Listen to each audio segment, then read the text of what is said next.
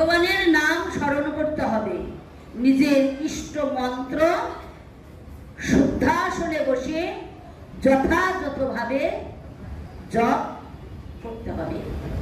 ভগবানের নাম স্মরণ, গীতা অধ্যয়ন, ভক্ত সঙ্গে বাস, ভক্ত সঙ্গ করা, এবং যার যতটুকু সম্ভব গরিব দুঃখীদের, ভিখারি গৃহে আসলে যেন সাবধান, সে কোনো অনাহতভাবে যেন দ্বার থেকে ফিরে না যায়।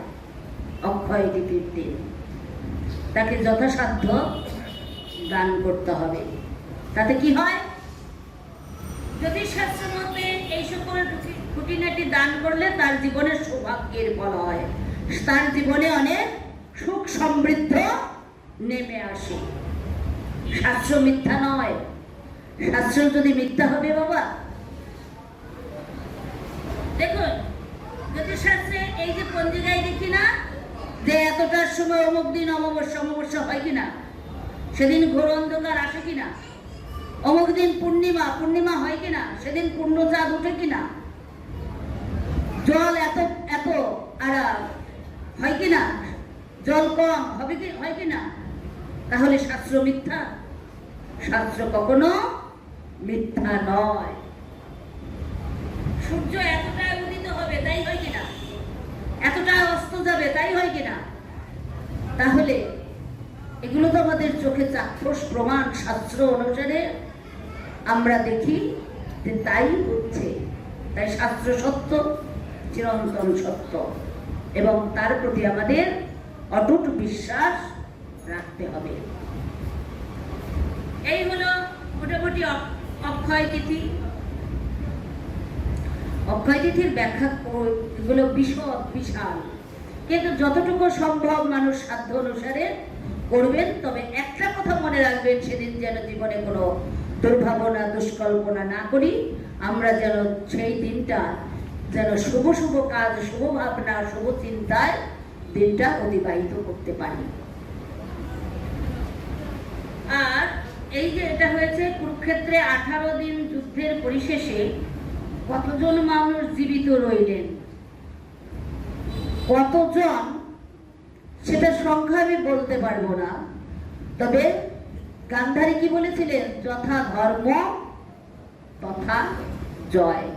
এই কুরুক্ষেত্রের যুদ্ধটাই হয়েছিলেন। দেখুন কুরুক্ষেত্রের যুদ্ধটা কি, এই কুরুক্ষেত্রের যুদ্ধটা শুধু যে ওই হস্তিনাপুরের ওইদিকে যে হয়েছিলেন সেটাই নয়, এই কুরুক্ষেত্রের যুদ্ধটা এখনো হচ্ছেন,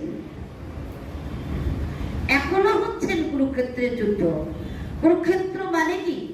কুরুক্ষেত্র মানেই হলো মানব জীবনের চিন্তার চারণ ভূমি।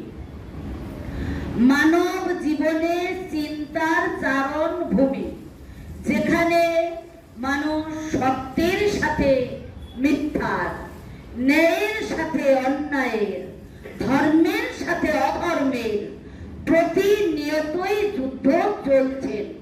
কুরুক্ষেত্রের যুদ্ধটাও হয়েছিলেন ওই ন্যায় অন্যায়ের যুদ্ধ, অন্যায়ের প্রতি ন্যায়ের যুদ্ধ, অধর্মের প্রতি ধর্মের যুদ্ধ। তাই এই কুরুক্ষেত্রের যুদ্ধ এই পৃথিবীতেও হচ্ছে। কুরুক্ষেত্রের যুদ্ধ হয়েছিলেন কতদিন? 18 দিন। কেন 18 দিন হয়েছিলেন? এই 18টাকে মোকামকে শুদ্ধ করার জন্য কুরুক্ষেত্রে, এই যে এটাও একটা, এই দেহটাও ক্ষেত্র, এই দেহটা ক্ষেত্র, এই দেহটার মধ্যে প্রতিনিয়ত চিন্তার চারণভূমি। আমরা সকল সময় চিন্তা করি কিছু না কিছু। মানব জীবন এই মস্তিষ্ক চিন্তা ছাড়া আছে নেই। তাই সেই চিন্তাটা যেন সব সময় আমাদের সত্যের থাকে। দেখবেন যুদ্ধ হয় কি করে, মানুষের যার যত সৎ আচরণ থাকে, বিবেকটা হলে সৎ, আর মন হলেন চঞ্চল। মন উচ্ছৃঙ্খল পথে চলতে পারে।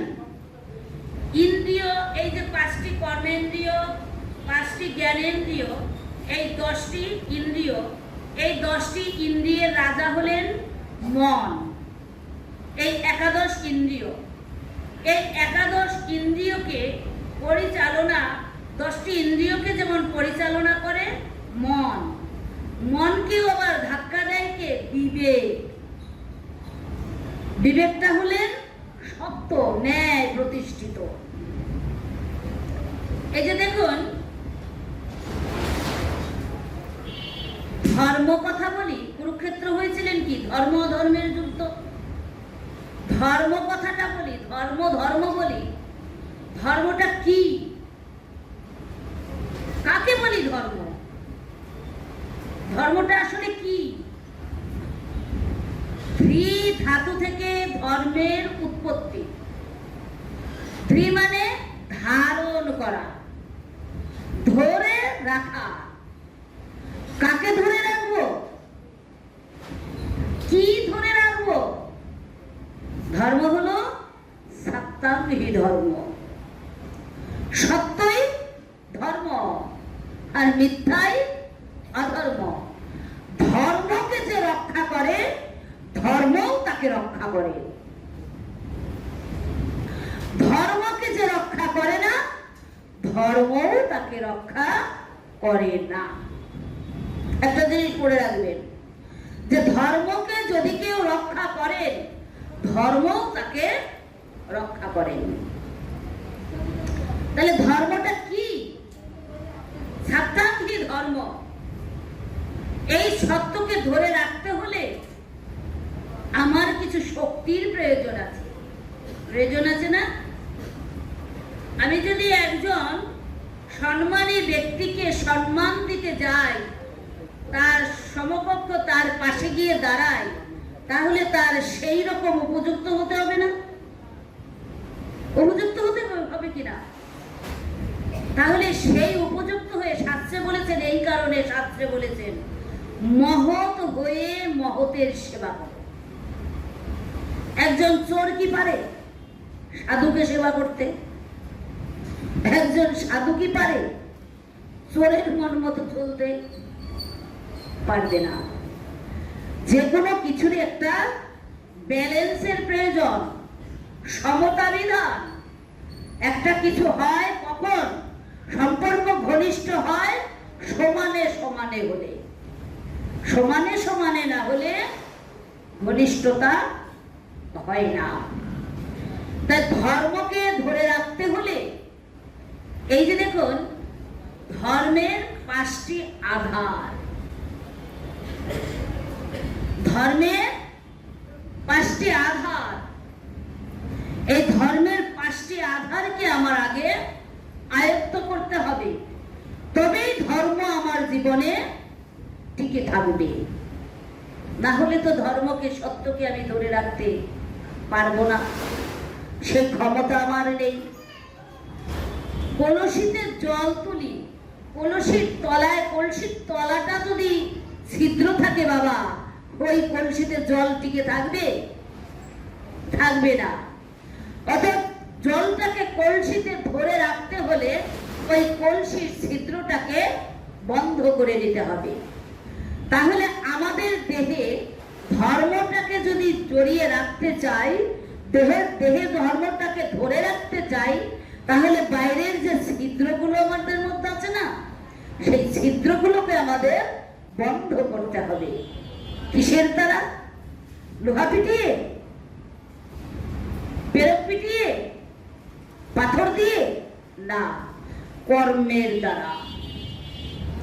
কর্মের দ্বারা, কর্ম, সৎ কর্ম যখন করতে করতে মানুষের সৎ স্বভাবের বৃদ্ধি হবে, তখন সে ধর্মের অধিকারী হবে। ধর্মের 5টি আধার কি? জ্ঞান।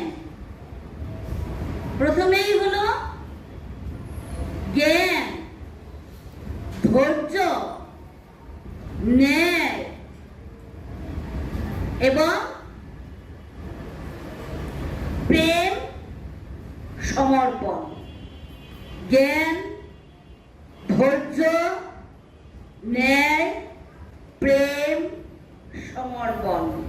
এই পাঁচটি হলেন ধর্মের আধার। ন্যায় থাকে কোথায়? এই যে পাঁচটি জিনিস, পাঁচটির মধ্যে জ্ঞান এবং ধৈর্য থাকেন ডান দিকে, দক্ষিণে, আর প্রেম আর সমর্পণ থাকেন উত্তরে, বাম দিকে। এই যে হৃদয়টা আছে, আর ন্যায় থাকে হৃদয়ের মাঝখানে। এটাই হলেন বিবেক, জাগ্রত থাকে সকল সময়। ন্যায় বিবেকটা জাগ্রত থাকেন। দেখুন, জ্ঞান, জ্ঞানটা কি? ঈশ্বর তত্ত্ব জ্ঞান। ঈশ্বর তত্ত্ব জ্ঞান, জ্ঞান আনতে হবে। ঈশ্বর কি? আমি যে ঈশ্বরের আরাধনা করছি, আমি যদি মনে করি বৃন্দাবনে কৃষ্ণ তো নররূপে বালক রূপে খেলা করছে, সে বুঝি মানুষই মানুষ? সে কি মানুষ আমাদের মতো? না, সে মানুষের রূপ ধারণ করেছেন, অবয়ব মাত্র, বাহ্যের আকৃতিটা মাত্র, কিন্তু তার ভিতরে আছে অমানসিক শক্তি, যেটা আনলিমিটেড, যার কোনো সীমারেখা নেই। তাই বলছেন, মানুষ যে প্রক্রিয়ায় সৃষ্টি, ঈশ্বর সেই প্রক্রিয়ায় সৃষ্টি নন। মানুষ যে উপাদান দিয়ে গঠিত, ঈশ্বর সেই উপাদান দিয়ে গঠিত নন। ঈশ্বর পরম কৃষ্ণ সচ্চিদানন্দ বিগ্রহ অনাদিরাদি গোবিন্দ সর্বকারণ কারণ। ঈশ্বর, যিনি জগতের সর্বশ্রেষ্ঠ, যার উপরে আর কিছু নেই। ঈশ্বর পরম কৃষ্ণ, যিনি সর্বজীবের মধ্যে পরম আত্মা রূপে বিরাজ করে সর্বজীবকে, সর্বপ্রাণীকে তার দিকে আকর্ষণ করছেন, কর্ষণ করছেন, টেনে আনছেন তার দিকে। পরম কৃষ্ণ সচ্চিদানন্দ বিগ্রহ। মানুষ সৃষ্টি হতে হলে তার তিনটি প্রধান উপাদানের প্রয়োজন আছে। কি? রক্ত, মাংস, হাড়। এই তিন ছাড়া মানুষ সৃষ্টি হবে? হবে না। ভগবান ঈশ্বর কিন্তু এই তিনটি দ্বারা সৃষ্টি নন, তবে তিনিও তিনটি উপাদান দ্বারা গঠিত। কি? সৎ, চিৎ, আনন্দ, সচ্চিদানন্দ। সৎ, সত্য। এই জগতে, জাগতিক জগতের, এই ভূমণ্ডলের যাহা কিছু দেখছি, যাহা কিছু বুঝছি, যাহা কিছু অনুভব করছি, কিছুই সত্য নয়। এই ভূমণ্ডল একদিন প্রলয় হবে, এমনকি দেবলোকেরও প্রলয় হয়, দেবতাদেরও ধ্বংস হবে, কিন্তু একটা লোক প্রলয় হয় না, জানেন সেটা কি? ব্রহ্মলোকেরও প্রলয় হয়, প্রলয় হয় না শিবলোকে। কথা প্রসঙ্গে এসে যায়, কথায় কথায় এসে যায়। আচ্ছা বলেন তো, আমরা অনেকে দেখি না শিবের মাথায় চাপ? দেখেন না? শিব ঠাকুর যে বানায়, শিবের মাথায় জটার উপরে অর্ধচন্দ্র। কেন অর্ধচন্দ্র জানেন? শিবলোক কখনো ধ্বংস হয় না। শিবের দক্ষ রাজার যে স্ত্রীগণ, কন্যাগণ, কন্যার মধ্যে দক্ষ রাজার এক কন্যা বিবাহ করলেন কে? শিব, দক্ষ রাজার কন্যা। কিন্তু দক্ষ রাজার কন্যাগণকে বিবাহ করেছিলেন কে? চন্দ্রদেব। চন্দ্রের মতো সুন্দর দেবতা নেই। এক আছেন মদন। মদন হলেন সর্বশ্রেষ্ঠ সুন্দর, কিন্তু তিনি তার বেশি দিন ছিলেন না, কৃষ্ণ তাকে নিধন করলেন। যাই হোক, সেটা অন্য ব্যাপার। তখন চন্দ্রদেব, চন্দ্র তার দেবরাজ দেবগুরুকে বৃহস্পতি, দেবতাদের গুরুকে বৃহস্পতি। সেই দেবগুরু গুরু মাতার প্রতি তার নজর গেলেন চন্দ্রের। তিনি গর্ববান, নিজে বহু সৌন্দর্যবান, বহুই। আর দেবগুরু যখন ধ্যানে মগ্ন ছিলেন, তিনি ধ্যানস্থ, তিনি ওটা জানতে পারলেন, ধ্যান দ্বারা বুঝতে পারলেন। তখন চন্দ্রকে অভিশাপ দিলেন, চন্দ্র তুই আমার শিষ্য হয়ে গুরু মাতার প্রতি তোর মনোবৃত্তি নীতিভ্রষ্ট বলি তুই ক্ষয়ে ক্ষয়ে শেষ হয়ে যাবে। এই যে ক্ষয় অভিশাপ দিলেন চন্দ্রকে, চন্দ্র ধীরে ধীরে ক্ষয় হতে লাগলেন। এখন দেখছেন হায় হায়, ক্ষয় হতে হতে তার শেষ প্রায়। কি করবেন? চন্দ্রের স্ত্রী স্বামীকে বাঁচানোর জন্য তিনি গেলেন শিবের কাছে। শিব তার ভগ্নিপতি, শিবের কাছে গেলেন, দিদির কাছে গেলেন আগে, দিদি আমার স্বামীকে বাঁচাও। কাকা আমি তো পারবো না রে। ব্রহ্মার কাছে গেলেন, ব্রহ্মা বললেন আমি পারবো না এই অভিশাপ থেকে মুক্ত করতে, একে আমি কি করে পারবো? বলে শীঘ্রই এর অভিশাপ পরে মুক্ত করি, কিন্তু একে আগে প্রাণ রক্ষা করতে হবে। তখন ওই যে শিবলোকে ব্রহ্মলোকে গেলেন, ব্রহ্মলোকে পারলেন না। তখন চন্দ্রের স্ত্রী তখন গেলেন শিবের কাছে। শিব বললেন এখন আমি তো এর এই দেবগুরু বৃহস্পতি এর অভিশাপ আমি খণ্ডন করতে পারবো না, তবে একটা কাজ করতে পারি, এর কিঞ্চিত হলেও আমি রক্ষা করে দিতে পারি, পরবর্তীতে তুমি এর অংশ জীবিত রাখতে পারো। তখন সে কি করলেন? শিব তখন ওই যে চন্দ্র ক্ষয়ে ক্ষয়ে যাচ্ছেন, যখন শেষ দিন ক্ষয় হয়ে যাবে, চন্দ্র তার অস্তিত্বকে রক্ষা করার জন্য জটার উপরে ধারণ করলেন। কারণ ওই যে শিবলোক, শিবের মস্তক জটা, ওটা তো ক্ষয় হবে না, ওখানে কোনো অভিশাপ লাগবে না, ওটা অভিশাপ, কোনো অভিশাপ ওখানে প্রবেশ করতে পারবে না। তাই চন্দ্র তখন, ওই শিব তখন চন্দ্রকে জটায় অবস্থান করালেন। পরে তারা অনেক তপস্যা করে দেবগুরু বৃহস্পতিকে সন্তুষ্ট করে তারপর তার স্বামীর প্রাণ ফিরে পেয়েছিলেন, প্রাণ ফিরে পেলেন। তাই এই যে 16 কলা, দেখুন 15 দিনে হয় পক্ষ, 15 দিনে পক্ষ না, কিন্তু মানুষের দেহটা, সকল দেহটাই 16 কলায় গঠিত।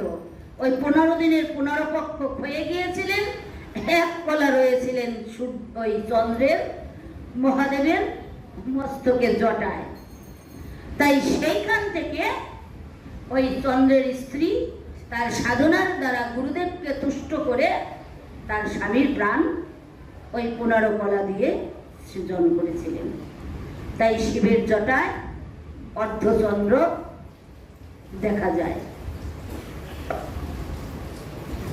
তাই এই যে দেখুন, প্রত্যেকটা দেবতা, প্রত্যেকটা অস্ত্র, প্রত্যেকটা সাজ, তাদের প্রতিটা জিনিসেরই মাহাত্ম্য আছে, কোনো কিছুই মাহাত্ম্য ছাড়া নয়, সার্থকতা ছাড়া কোনো জিনিস তারা ধারণ করেননি। তাই এই যে তখন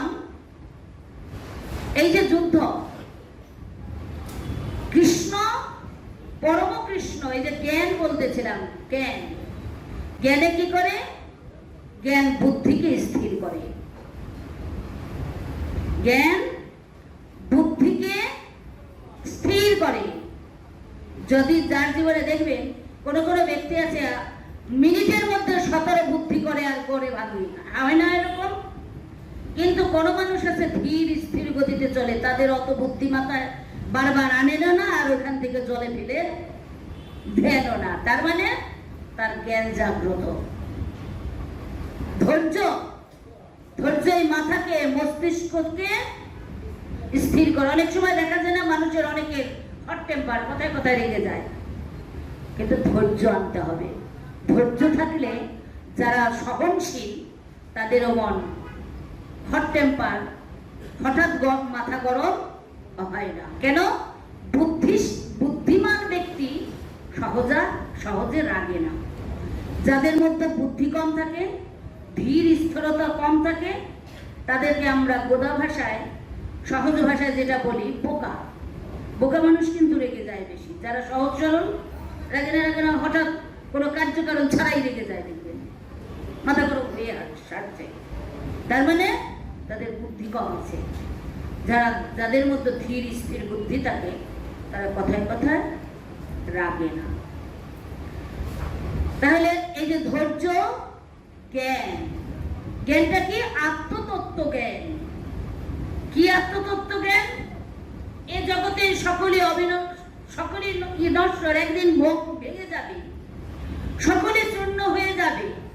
সত্য সৎ একমাত্র টিকে থাকবে আমার গোবিন্দ, যিনি পূর্বেও ছিলেন, যিনি আছেন, যিনি ভবিষ্যতেও থাকবেন, যার কোনো ক্ষয় নেই, যার কোনো লয় নেই, যার কোনো আদি নেই, অন্ত নেই। তাহলে তিনি